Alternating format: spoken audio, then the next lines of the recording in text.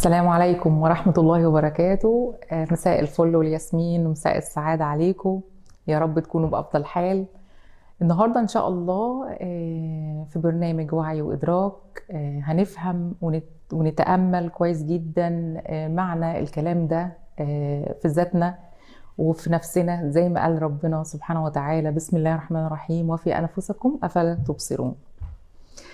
نيجي أول حاجة، أول جملة، معنى الوعي والإدراك للناس أو للإنسان هو إنه إزاي يقرأ أفكاره اللي بتسبب أصلا الفعل، السلوك، علشان خاطر يبدأ يتصرف ما بينه وما بين الناس. المشاعر، الأفكار اللي بتدي أوامر للمشاعر وبعد كده للسلوك، ويبدأ يتعامل مع الناس. فألف ب خالص وعي وإدراك هي إزاي إن احنا نقرأ أفكارنا اللي دايما ممكن تكون سبب في مشاعر ممكن تكون سلبية أو إيجابية. دي بتتحدد على حسب الشخص نفسه، وبالتالي علشان خاطر يبقى فيه مشاعر كتير، سواء مشاعر برضو سلبية أو إيجابية على حسب السلوك اللي بتدي في الآخر الفعل والتعامل والتفاعل مع الناس. فدي حاجة مهمة جدا جدا جدا. إدراك الذات بقى إزاي إن احنا نفهم المشاعر دي وما نحكمش عليها، يعني ندرك ذاتنا كويس جدا جدا جدا، وإيه المشاعر السلبية اللي بتضايقنا جدا، وإيه المشاعر الإيجابية، وفي نفس الوقت ما نحكمش عليها، بس نفهم كويس قوي إيه اللي بيضايقنا وإيه اللي بيبسطنا، وإزاي إن احنا نقدر نتحكم في الحاجات دي، نبقى فاهمينها كويس جدا. نتعرف على مشاعرنا، ان احنا نوصفها وصف بحيث ان احنا نشوف يعني ايه الحاجة اللي تبدأ تتحكم في وصف السلوك والمشاعر والافعال وطريقة معاملتنا مع الناس. طريقة معاملتنا مع الناس عليها عامل كبير جدا جدا جدا، وبعدين فيها شيء داخلي يعني وفيها شيء خارجي. الشيء الداخلي هي انه المشاعر والاحاسيس والحاجات اللي ما بين الانسان ونفسه، يعني افكارك، مشاعرك، تفاعلك مع الاخرين، ودي نفسا داخليا. انما خارجيا ممكن يكون طريقة حكم الاشخاص عليك، او انه ازاي ان الاشخاص دي شايفينك بشكل او باخر، ودي عليها عامل كبير جدا جدا جدا برضو في تقييم الذات. يعني بمعنى انه شخص مثلا ممكن يكون افعاله وتصرفاته مع الاشخاص الناتجة عن سلوكه وتفكيره. طبعا ممكن يكون اشخاص كتير جدا جدا جدا مش متقبلة السلوك والافكار دي والافعال دي، والاغلب كده، غير انه يبقى شخص عنده مرونة في التفكير وعنده قوة تحكم كبيرة جدا جدا جدا على افكاره، انه يخليها سلبية مش ايجابية، ويخليها سلسة ومرنة مع الاشخاص، وطبعا بتتولد مشاعر ايجابية، وبالتالي فانه يتعامل مع الناس بشكل ايجابي. فده بيحدد طبعا ان الناس اللي حواليه كلهم هتلاقيهم بيحبوه، دايما قريبين منه، ودايما يحبوا يقعدوا معاه، على العكس تماما من الشخص اللي قبل كده. فدي حاجة مهمة جدا جدا جدا في ان الشخص يخلي باله من الحاجات دي. وطبعا بيأثر عليها تأثير كبير جدا جدا جدا البيئة، البيت عليه تأثير كبير جدا جدا جدا، والمراحل العمرية من أول وهو بيبي صغير أو جنين في بطن مامته، لحد ما بعد كده يكبر في مدرسة، وبعد كده يدخل الإعدادي، وبعد كده يدخل في الثانوي، وبعد كده يدخل في الجامعة.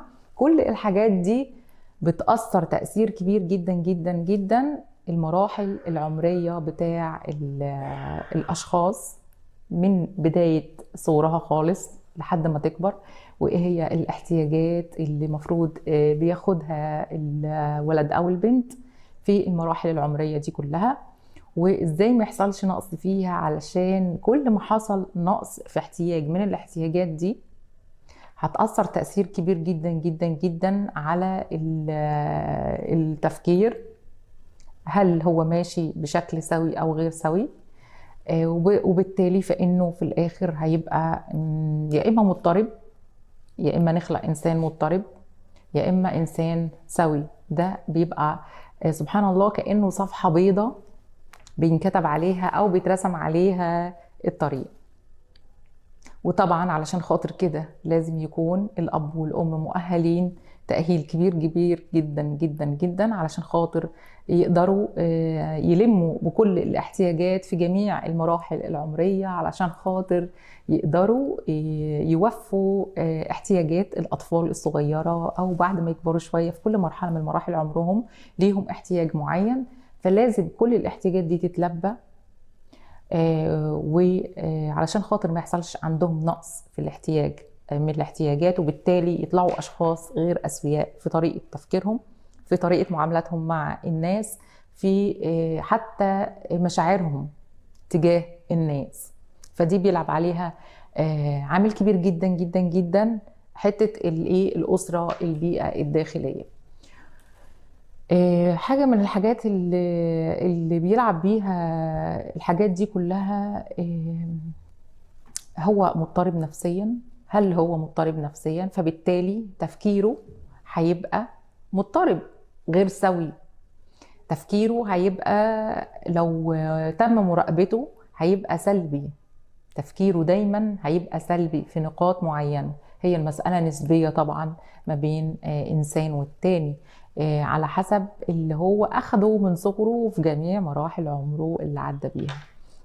وهنا بيحصل اختلاف كبير جدا، مسألة نسبية ما بين حد للتاني، انه يبقى عنده نقص في حتة معينة، وكلنا بشر مش كاملين، فلازم ندور دايما على الحاجة اللي ناقصة عندنا ونكملها، علشان خاطر ده من مبدأ الإحسان لنفسنا قبل الإحسان لكل اللي حوالينا. فحاجة مهمة جدا جدا جدا انه يبدأ الإنسان هنا يشوف ويراقب أفكاره كويس جدا. الأفكار دي مهمة جدا جدا جدا علشان نشوف هي ماشية بشكل سوي أو لأ، علشان خاطر طبعا بيتم مقارنتها بالمبادئ والقيم والأخلاق. وطبعا احنا يحكمنا الدين يعني عليه عامل كبير جدا جدا جدا طبعا، وهو القانون اللي احنا ماشيين بيه على الأرض المفروض طبعا. فمن هنا بيبدأ يتأثر تأثير كبير جدا جدا جدا لو انه مضطرب او انه سوي. حاجة تانية انه هو ممكن يكون مريض نفسيا، يعني عدى مرحلة السواء وانه مش سوي، وانه يكون مريض نفسيا. ومن هنا برضو هتتحكم افكاره في شعوره وفي تفاعلاته مع الاخرين ومعاملاته. فهنا هيبدأ في حاجات كتير جدا هتبان في المعاملة، وهيتأثر تأثير سلبي أفكاره ومشاعره، بالتالي تصرفاته وأفعاله مع الناس.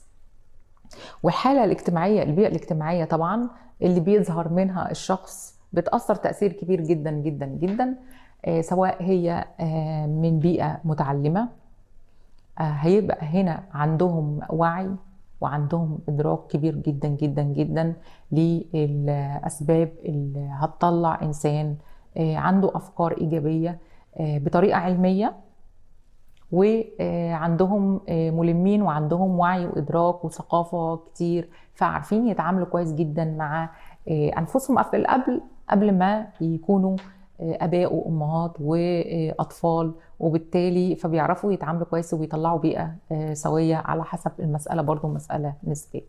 وطبعا لو في بيئة فيها جهل وعدم وعي بتطلع أشخاص ما عندهمش سواء، مفيش سواء، بتطلع أشخاص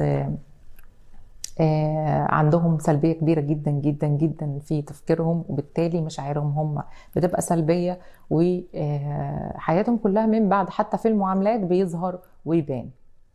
يعني مثلا ان فيش اشخاص عندها نقص في حتة معينة، مثلا انه ازاي تبقى الاشخاص اللي حواليها ناجحة وكبيرة جدا جدا جدا وبتشتغل على نفسها، في اشخاص تانية تبدأ تضايق فيها وتكسر فيها وتضايقها مش عشان خاطر هي عايزه تضايقها وعايزه تضرها، لكن هي المساله مساله نسبيه نفسيه، علشان خاطر هم ما لقوش نفسهم مش قادرين على النجاح ده، مثلا مش قادرين يمشوا خطوه لقدام، يقدروا يفهموا نفسهم او يدركوا يعني طريقه تفكيرهم اللي هتخليهم يقدروا يتحركوا ويفهموا نفسهم ويفهموا مشاعرهم، وبالتالي يعرفوا هم احتياجهم ايه اللي لازم يعوضوا ويشتغلوا عليه، اللي بالتالي يقدروا يعدوا لمرحلة تانية انه يبدأوا يشتغلوا على نفسهم ويبدأوا يتفاعل معاهم مع الناس، ما يظهرش الحتة دي معاهم. فهنا عامل كبير جدا جدا جدا يا أصدقائي انه لازم الواحد مننا يراجع نفسه ويراجع أفكاره كويس جدا. والإنسان ما هو إلا مجرد فكرة، الفكرة إيجابية هتطلع مشاعر إيجابية، هتطلع سلوك إيجابي مع الأشخاص. فحاجة من الحاجات المهمة جدا جدا جدا إن احنا نراقب أفكارنا، إنه الأفكار ديت لازم نقارنها بالمعتقدات وبالمبادئ والأخلاق، نشوفها هل هي فعلا أفكارنا فعلا زي ما قال ربنا، زي ما قال الكتاب، زي ما قال في الكتاب بتاعنا، في الدين بتاعنا. هل الأفكار دي منحادة؟ أي حاجة فيها انحياد هيبقى غير سواء، أي حاجة فيها انحياد هيبقى غير سواء عن الطبيعي. أي حاجة ماشي بطريقة تمام، مفيش اختلاف ما بين الأفكار، أفكارنا والدين بتاعنا زي ما قال كده ربنا، والعادات والقيم والمبادئ والمعتقدات هتمشي تمام زي الفل وهيبقى فيها سواء. طبعا حاجة من الحاجات الكبيرة جدا اللي ممكن تأثر تأثير كبير وسلبي أو إيجابي هو المعتقدات والأفكار اللي بيطلع عليها الأشخاص أو بيتربى عليها الأشخاص من صغرهم في مراحلهم العمرية المختلفة. يعني في أفكار سوية وفي معتقدات وثقافات بتختلف من بيئة للتانية ومن بلد للتانية، بس الصح والغلط ما بيختلفش عليه اتنين، المبادئ والقيم ما بيختلفش عليه اتنين، على حسب كل أب وكل أم طبعا اللي عليهم عامل كبير جدا في التربية، ومعنى معرفتهم أصلا يعني ايه زواج، ويعني ايه اطفال، ويعني ايه حق الزوجة ويعني حق الزوج، عشان خاطر الدنيا معاهم تمشي مظبوطة. لان في ناس كتير جدا جدا جدا طبعا ما عندهمش حتة دي، انه معرفة ازاي يبقى داخل على زواج، ما عندوش هو المعلومات الكافية يعني ايه يبقى مهيئ للزواج، عنده معلومات كافية وقادر على الزواج نفسيا اجتماعيا طبعا ماديا معتقدات صحيا. فمن جميع الجوانب هنا بتأثر تأثير كبير جدا جدا جدا، ولازم نرجع لها نصحح مبادئ ومفاهيم وقيم ومعتقدات وثقافات بتدخل وبيتربى عليها الأطفال وبيكبروا وينشأوا عليها، وفيها ممكن يكون حاجات مش مظبوطة. طبعا هنا بيتم تعديل السلوك وبيتم تعديل الأفكار والمعتقدات اللي المفروض تتعدل لطريقها السليم السوي عشان يكونوا أشخاص أسوياء. دي حاجة من الحاجات المهمة جدا جدا جدا.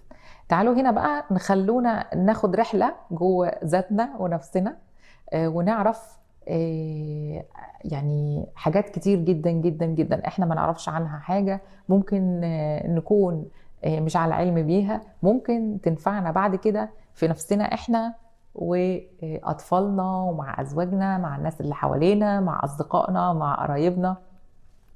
حاجات كتير جدا جدا جدا ممكن ننتفع بيها. حاجة من الحاجات دي أو حاجة من الحاجات اللي لازم نكون عندنا وعي وإدراك ليها هي أنماط شخصية كل واحد مننا. يعني إيه نمط شخصية؟ يعني إيه نمط شخصية؟ نمط الشخصية ده هو التصنيفات المختلفة للسلوك الأفراد وطريقة معاملتهم مع الناس وأفعالهم. يعني إزاي إن احنا نشوف طريقة معاملة الناس شكلها عامل ازاي، وايه تصرفاته وافعاله مع الناس اللي بيحكم عليه. حاجة من الحاجات اللي أنا عايزة أنوه عليها طبعا، ودي نمط الشخصية طبعا بيختلف من حد للتاني اختلاف كبير جدا جدا جدا. علشان خاطر طبيعي في أشخاص أسوياء وطبيعي في أشخاص غير أسوياء. ومن هنا فأنا عايزة أقول لكم أنماط الشخصية عليها عامل كبير جدا جدا جدا. ان شاء الله ان شاء الله الحلقة القادمة بإذن الله هنعرف ايه هي انماط الشخصية المختلفة للأفراد، ونشوف الدنيا هتمشي فيها ازاي.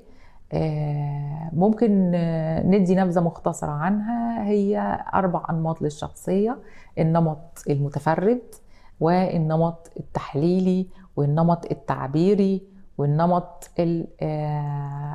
الودي. تمام. دول 4 أنماط شخصية، ولكن هناك نمطين بيتشاركوا: واحد تشاركي ممكن يتشارك مع بعضه، ونمط متكامل اللي هو ممكن ياخد من كل شخصية 25%. سعيدة جدا بلقائي معاكم، سعيدة جدا جدا بلقائي معاكم، وشكرا على حسن استماعكم ليا ووقتكم الثمين اللي انتوا قضيتوه معايا.